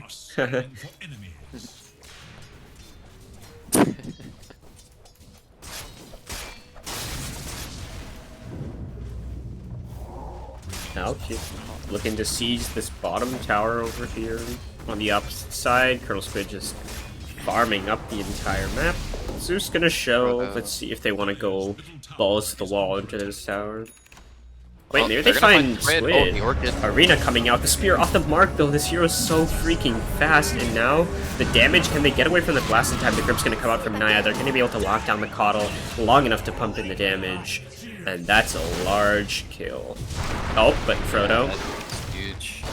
The big stone's going to look for him right here, but the Heavenly jump away. Bulljack's coming in, able to get him with the rebound. The Mortimer's Kisses, meanwhile, just going to be used to clear out these trees. We hate the trees. We'll try and burn them down, but they survive. Unlike Frodo. Yeah, catching that Coddle was huge.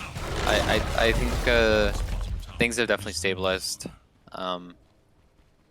You know, return damage are gonna get these BKBs. So it was looking a little rough, but FrostFire hinted them a couple ways back into the game. So Yeah. oh, Sniper getting tossed on the Say tower. no, the cookie. Oh, the cookie. The blast, though. Oh, jeez. Yeah, that was a shard scatter blast there. We will have Blink relatively soon as well, so Falconmark is invis here. Can probably just do a full rotation of spells and kill. Cookie away. Blast to the face, maybe. Stalls for a little bit. The blink is forced to be used to go further in. Squid's gonna get the Orchid. Do they have a stun? Oh no, pushed away actually, so Bulljack's maybe took a little too long to reach. Nice hit and run there for Fathomorg.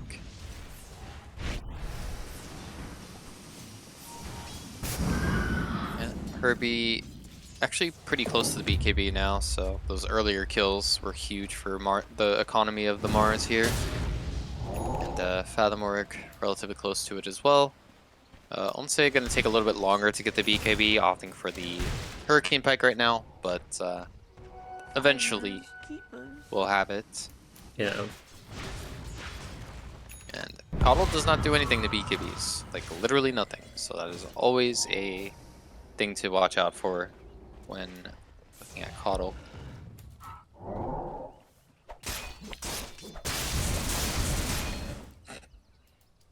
This creative de-warding from FrostFire here. They're all hopping around on cliffs. They have smoked up. They do have the Blink Arena, they do have the grip available. They might just get Squid here. Can they? Oh, the grip immediately. No chance for the BKB to come out in time. They need to burst this hero down before the BKB comes out, and they're able to do it. And now Bulljax pops the Unleash. Gonna jump in. Doesn't actually have the Dispose left. They're gonna get Naya as the trade here, and now maybe Bulljax as well. Frodo has shown up to pump in the damage. Journey as well. Caught inside the shrapnel. Slowed down by the dagger, and Sniper still deals a respectable amount of damage. They do have the blink as well. Can they catch someone with the spear? Maybe. Human gonna get pushed away. Herbie does not want to give away his own life just yet. Silence. Lots of other damage. Is Fathom gonna go completely in? Yeah, this shard pickup on Fathom has been huge. I mean, casual silence. No, return damage doing a really good job this game. Like I said, I think despite being 5k down, I think they're actually ahead now. 'Cause they're about to hit their BKBs and like they just have grip and arena and like they have no FrostFire have no way to catch the sniper and the Zeus and the Bane and the Mars in fights. Like it took a while to get to that point, but I think return damage are like actually like confidently leading this game now. I know that's like weird because they're 5k down, but like this Coddle's net worth actually doesn't matter if they have BKBs. Yeah.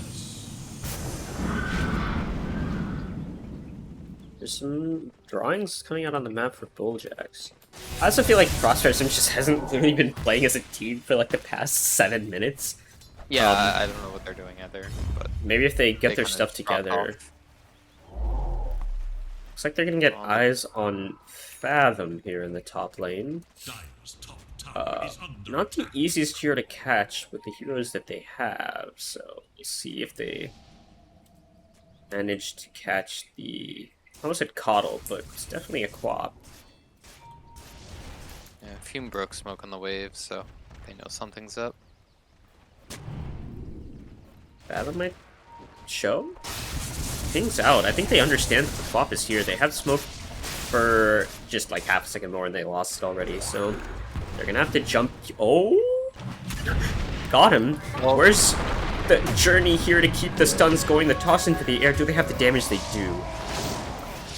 Good catch onto Fathom in the trees. Yeah, nice catch there. I don't know how they had like the perfect vision there. So I feel like Fathom could have just blinked away, but Yeah. that will delay the BKB a bit more. I think Fume just caught like a glimpse of the Quap there, and then because two heroes, Bulljax and Fume pinged the same area, so I think they must have got a glimpse somehow. Mars has BKB and starting the long walk to Refresher, but it's BKB, a huge timing from the Mars. Once has the full Daedalus queued, but could always pivot to the BKB as needed. Already has that little Chrysalis. But they want to go for Roche here before doing anything too crazy on the side of FrostFire Simps.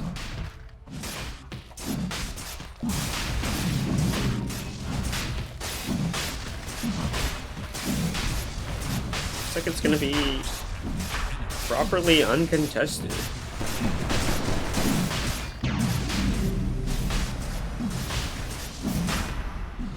There's a Gem of True Sight in the bubble now, so.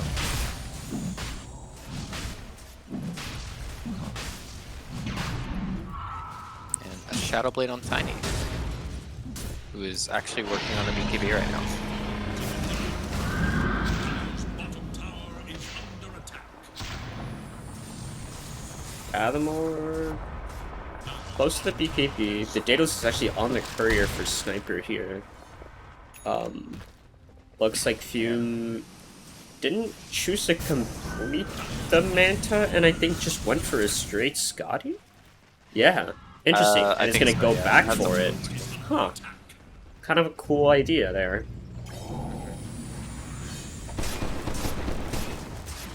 Radiant's top tower is under attack. Oh, they're gonna trade a tier 2 for... Well, they lost their tier 1 bottom. But... Top tower is no more. Yeah, having the Sages is a big help for FrostFire. They definitely like slowed down their game, and now they're the ones who've stabilized it, I think. Tower is under They're attack. looking for a Fathom. I think they understand that Fathom's about to cut the creeps over here, and Squid is just running in. Orchid, stun coming out. Fathom doesn't have the BKB just yet. It's waiting in the stash. They're gonna have to get a stun off. Okay, never mind. Orchid burn is enough to kill off this wayward Quap over here. Yeah, these two Fathom deaths while split pushing. I thought that return damage were in a good spot, but Oh, Bulljax, run, run, it run. still made the BKB so much. Go, go, go. Please, rebound target, he's asking. Oh no. Where's the assassinate? Oh, we didn't connect? Okay.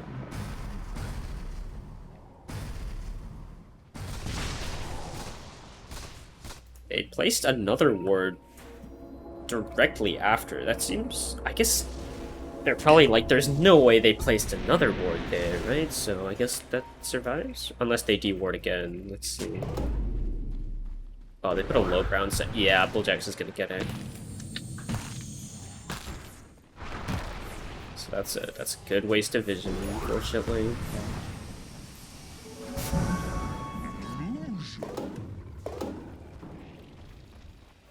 Frodo. Wait, Wait, Frodo what? just killed 1500 Naya's? gold from. How is that possible? But why? Was that Naya's ward? I thought that isn't that the indicator. Oh, the that gold they- goes to gold- Naya. Okay, I was Yeah, like, yeah. wait, why did you... That Oh, makes a yeah. lot more sense. I don't know how I guess the sentry there was placed by... Yeah, the sentry was placed by Naya. Yeah. Okay.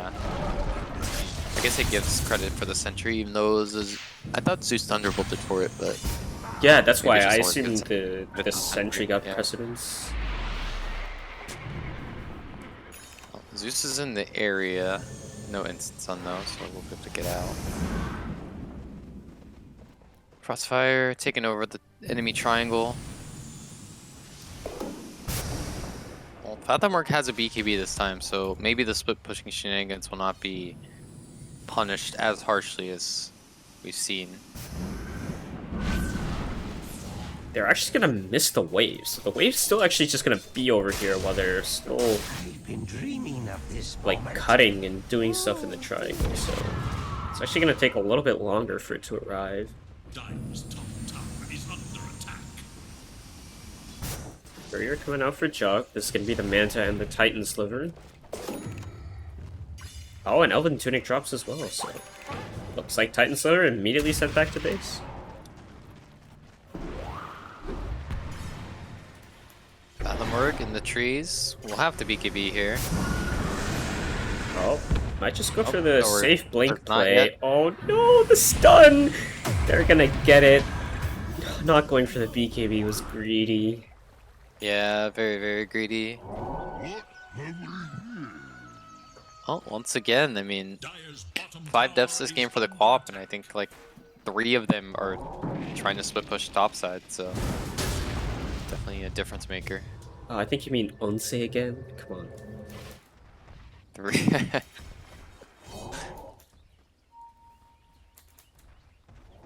Kirby is kind of close to the refresher. It's 2100. Yeah, Herbie's done a good job of farming in the meanwhile, like despite the fact that return damage don't have much on the map.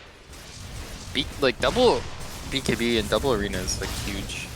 I Yeah. think could make high grounding really, really hard for FrostFire, And as if it wasn't already. despite everything, Frodo still does quite a bit of damage thanks to the shard as well.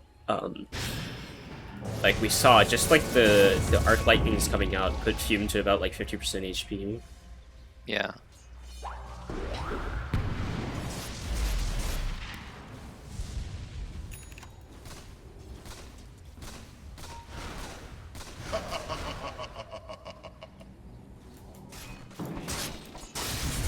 So now that Aegis is gone, let's see if FrostFire Simps want to charge up a high ground at this point.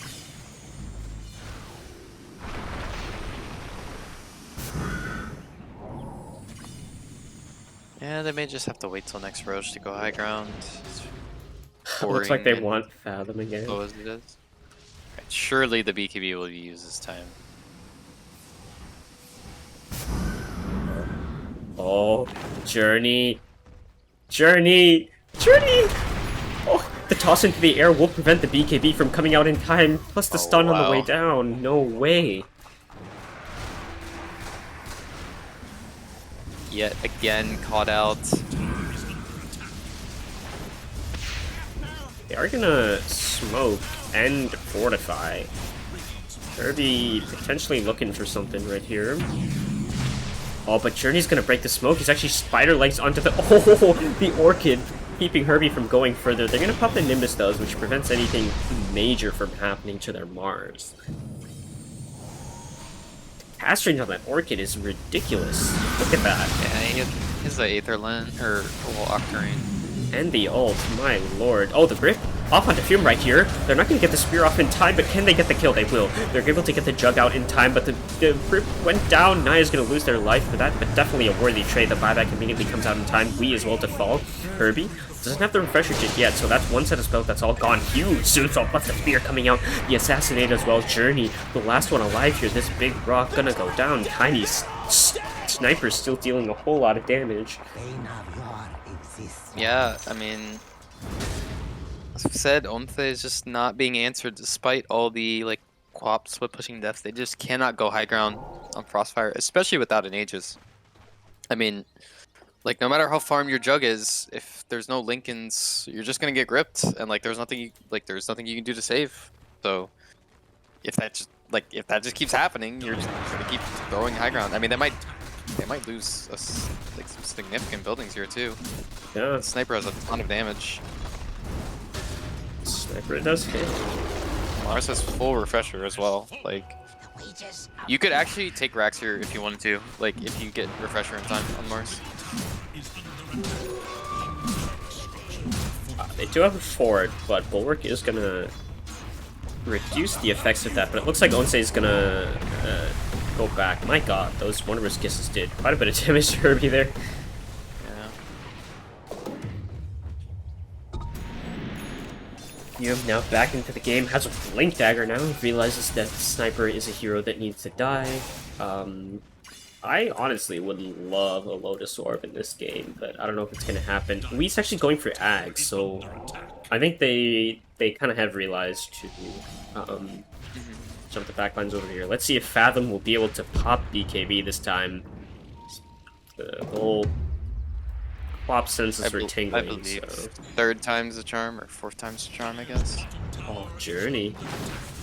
Looking.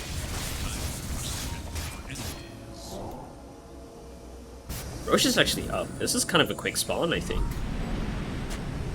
Yeah, I think so. I think it was pretty close to the window happening, like when they died high ground there. So. Well, Jax is gonna spot it out.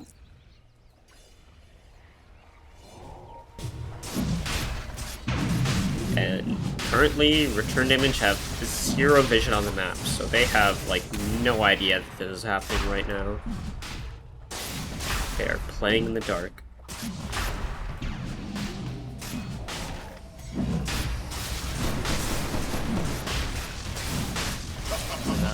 Checking for shard here, Coddle shard, Marcy shard. What's Coddle shard again? Let's see. Oh, Coddle recall. shard is Not bad. recall. Tiny shards available, which is Cody. maybe the best one. It's Since like they're I gonna think Jug change. has it already, or did Jug already had it. So Yeah, Coddle took it for recall. I guess to help deal with any split push shenanigans, bring an extra hero for a kill. yeah.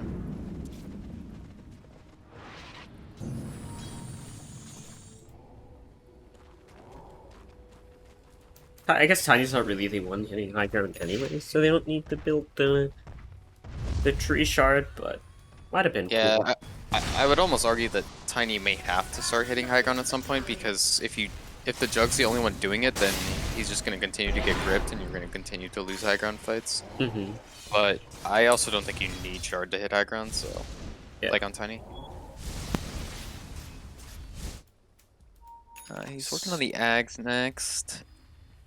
Has the full silver edge on the Tiny. It's big tree damage. That it is. It's gonna be a moon shard soon for Onse. It has 1 hyperstone, saving buyback, so not expending the extra 2,000 gold to get the other hyperstone to complete it. There is a blink on Frodo as well, with an Ags and a lens. So the Zeus kind of farmed, and going for a Yule's next. Yeah, like all of the return damage heroes are like at least had enough items to be very, very relevant in fights, and that's a big problem because FrostFire Simps can only like find so many heroes. Oh, they're looking for Fathom here. TP out. Not gonna catch the Quap.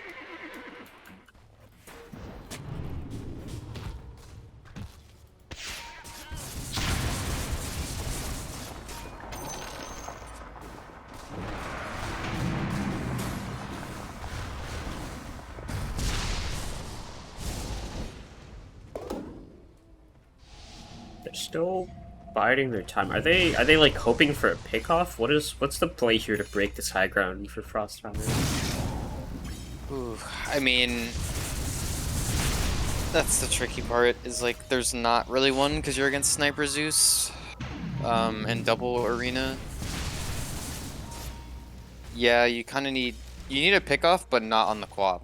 Like you need a pickoff on someone else, and if return damage never leave the base, then you're never gonna find that pickoff. So you kind of just out farm as much as you possibly can, and hope that's enough. Timeless Relic? Cool item for the Quap. Not the Quap, the Coddle. Jeez. Also would be cool for Quap, but Quap does not Yeah, have that would be one. cool. Spell Prism as well. Nice and valuable. Assassinate's gonna go into Fume. Penta Edge picked up. Who got the Spell Prism then? No one just yet. Huh. Oh, Fathom Orc potentially gonna get caught out. We'll have to use the BKB, or maybe this... Oh, the Hex isn't actually done just yet. The BKB gonna get used. Fathom... Maybe gonna go for a Blink TP? Yeah. Should be fine. The recall not in time.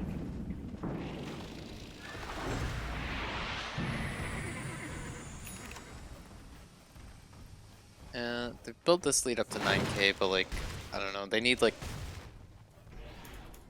a way bigger net worth lead to go high ground against this lineup. It's gotta be like 2 items each more.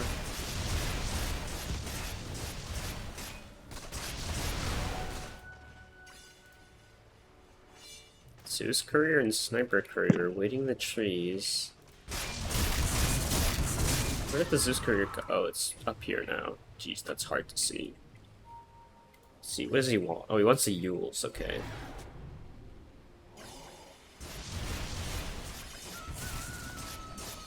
Alright. Looks like it's gonna be Mooncharge for Sniper unless Fume can blink and take it out in time. Oh, getting it juked away. Down bottom journey. Oof. Had to make a run for it. Gem is now on the Tiny rather than the Coddle. Hex is complete. Do think the Coddle Axe is a pretty big timing, being able to cast that on the enemy backlines, but at the same time, Sniper can also kill the Disco Ball pretty easily if it's like if Sniper's not caught by it. So. Is the Dagon just not worth it with the Hex, or? I mean, I think again, like,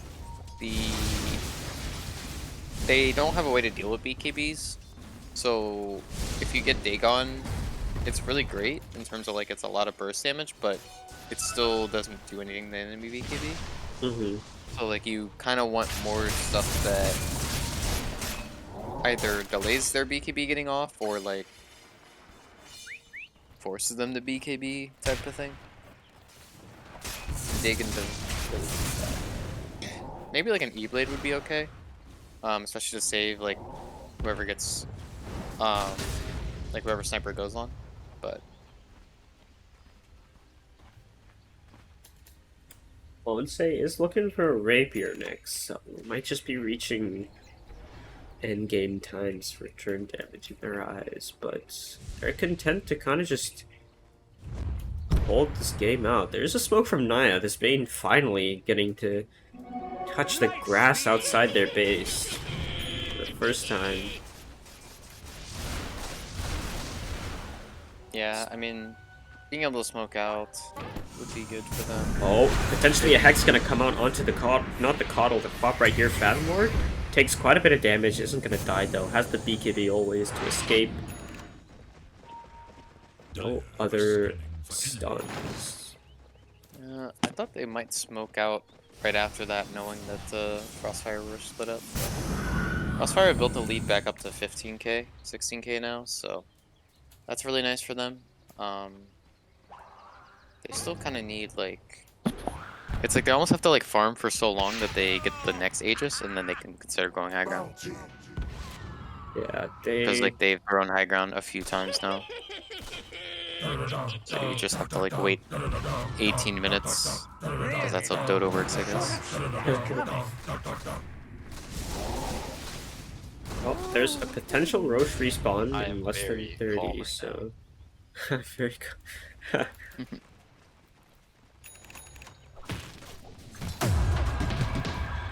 Gonna use the Unleash the farm right here. Just gonna punch a bunch of creeps, and then we sprint to the nearest camp, maybe? Hope the wave.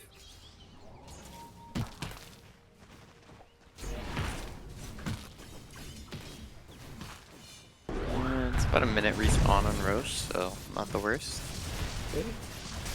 E-Blade is complete on Coddle now. Alright, so I did go for that instead of the Ags. Yeah, I think bots. Oh my god. The Hex on Fathom though. They've got the Orchid as well, but again, the BKB, the Kaisan's giving just enough status res. Oh, nice catch on the wave here, but do they have the physical damage to take off Fathom? The BKB, it didn't last long enough! Oh, that greedy play for the wave actually ended up killing Fathom. That's disastrous. Frodo going in onto Bulljax right here, or did Bulljax go on to Frodo? Not sure which one which, but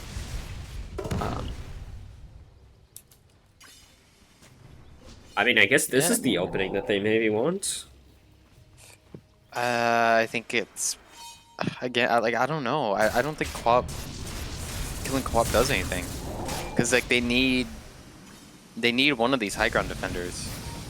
Like the 4 heroes in the base right now are like their high ground defense, and like Co-op is just damaged. Like she doesn't defend high ground. So like the high ground has not gotten weaker by the lack of Co-op, and of course there's potential buyback. Tiny is dataless now. I think they just keep farming. I mean, they're gonna check Roche and take it. They're gonna get a refresher shot out of it as well, which is nice. Probably give it to Jug? I think double Omni, right? Yeah, I think you give it to Jug. Jug or maybe Snapfire?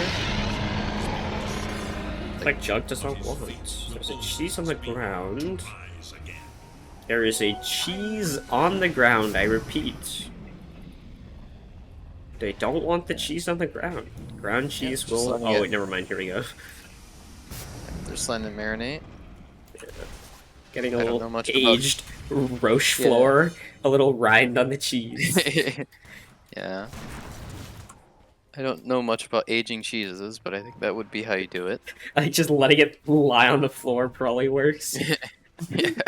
I, too, take some cheese, just throw it on my kitchen floor, leave it for a few minutes, come back, take a bite. They got the scan onto Fathom here. Nice cookie coming in. The Hex toss up into the air. This ward, setting it all up. Wonderful. We pings it out. Yep. Knows that they placed that ward and knows that they're the best for placing it. Fortification gonna come out here. There is a not sharpshooter, a assassinate coming through. They're just gonna use Journey, looking for a toss back. They're gonna pop the BKB, and now the spear didn't come out in time. They're gonna get the Abyssal, gonna actually put Herbie on the other side of the walls of the arena. There, the buyback might just have to come out. They get it from Fathom here, and whoa, Frodo, what you doing that far in? You're just gone from the game.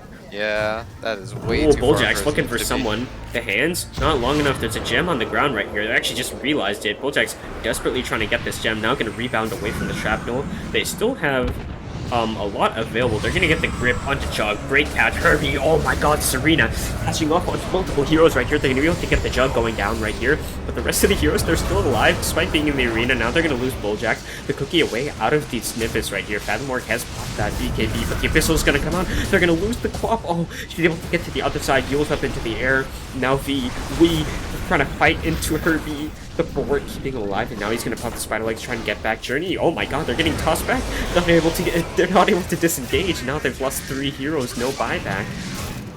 The cookie forward for Bulljax, but oh dear, this high ground defense was kind of good. Now they're just bleeding out.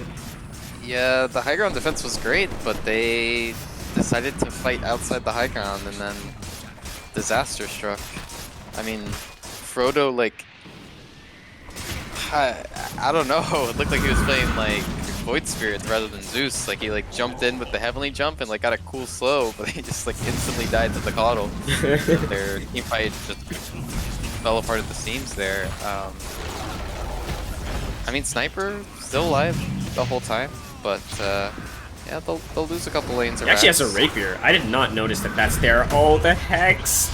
No, can they get the toss as well? They can!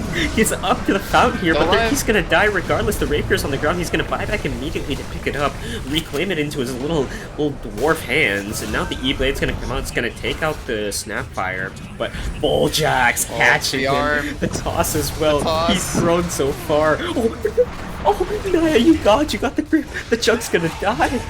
Oh my god, Naya the savior of return damage. Gotta keep them alive just a little bit longer, but now they're buying back en masse. They're looking to end this game. And the massive cast range from Squid got some hands of his own, but Coddle, where are you? What are you gonna do? Journey's gonna toss him forward, and okay, they finally got the sniper. There we go. There we go. That's the play. Rapier on Jug. I mean, that could have gone way more disastrous, but that's kind of how you secure a game or completely throw a game right there. Oh yeah, Fume has the spin available. Will probably use it in time to end this Ancient. Yep, GG's gonna get called. Not much the return damage can do. But a hell of a defense there in the end. Yeah, a nice fight towards the end there. You know, return damage were down for a lot of this game. They got a nice fight defending not their high ground, but like their tier 2. And actually were kind of coming back into the game, and then they almost hit their BKB timing. Fathomer got caught a couple times while split pushing. Was never really able to come back into the game because of it. But, you know, they gave themselves a chance with Omthe and Naya on the high ground defense, and didn't work out, but gave it a shot, you know? Yeah, it was a excellent showing. So not sure why they're hanging around, but we'll see. Just want to double check, but Yeah. but yeah, I mean, FrostFire Simps, I think they're just absolutely dominant here in this showing. They're gonna be facing the winners of the winners of Team Vapor and Bazinga Boys here. Both teams that are in the secondary semifinals happening tomorrow at 4 EST. I mean, do you think they're gonna drop a game? They're looking really strong. I think they'll drop a game. I think that they have dropped off a little bit after like stomping games so hard, and we've seen it in both series where they kind of just like throw, and like it doesn't lose them the game, but you know, it's not like the perfect 100% disciplined Dota. Like they're having a good time, you know, they're vibing, and I also think, I mean, I was watching some of the Bazinga Boys games, like, you know, DNM on the Void Spirit was playing fantastically, and they're able to get farm on RJ. So I think that what FrostFire does will be answered by Bazinga Boys pretty well if that's who they end up playing. And if Vapor can beat them, then Vapor probably like capable of doing the same thing. But I do think they're probably slight favorites on FrostFire because they seem to be like all clicking on the same page, all very cohesive. They have a lot of chemistry together, and I think in the draft stage, Bulljack's very hard player to contest. Like, seems to have a great mind for the game. So Yeah, I would agree.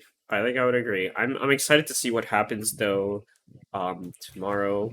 This is, I believe, all the Dota we have for you all tonight.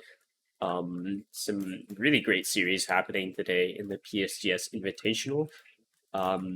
I hope you all enjoyed the games. Tomorrow we have our semifinals and then our grand finals, so keep an eye out for those. That'll both be happening on ZenCom's stream if you're there earlier. If not, it's Zen_comms. I'm sure you'll be pinged by it in the Discord. No worries, Jamokin will have you there. But for now, I've been Licky the Cow, joined by Key, to bring you all day one at the PSGS Invitational. Hope you all have a great night.